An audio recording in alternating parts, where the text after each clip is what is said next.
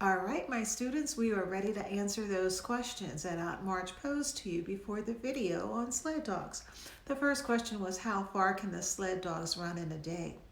I was really shocked, boys and girls. They can run from 40 to 60 miles in a day. Wow, wow, wow.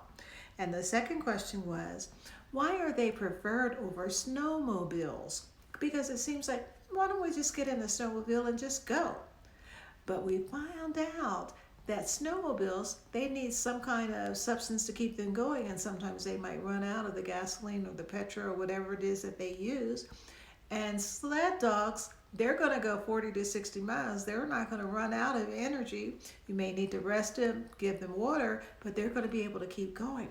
We also found out, boys and girls, that sled dogs, they have this natural instinct to make sure that whoever's leading them gets to their destination safely.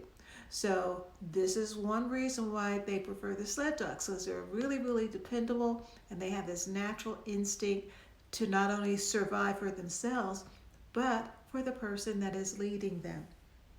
So we found out sometimes the snowmobiles, they break down, run out of gas, and so they prefer to have the dogs that they know are going to get them to their safe place in an efficient manner.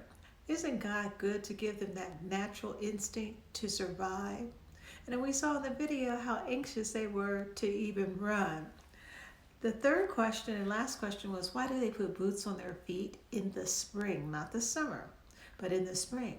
Well, we found out that as it warms up, the snow begins to melt and they form crystals that are really sharp like glass, and they can cut the feet of the sled dogs. So thank you, God, for making these beautiful dogs that can be a help to those in areas like Greenland. All right, now we are going to go into a video on Thanksgiving, and we're going to find out that this young man in this video learns a lesson about being greedy, always wanting the best, always wanting the biggest. And then after that, we're going to go into our Sabbath school lessons. And for our primary boys and girls, you have a story about Nehemiah. Have you ever heard about Nehemiah before? Well, Nehemiah is really sad about something. He works for the king. Find out why he's sad and what he asks the king if he will give him permission to do. And then we have for our younger students, our cradle roll and kindergartners, the naughty son. You know what naughty means? Disobedient, bad. Well, we're going to have a story about a naughty son that tells his father what he wants him to do.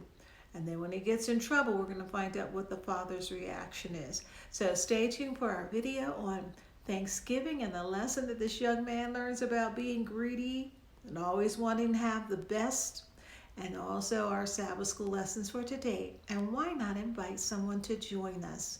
Enjoy.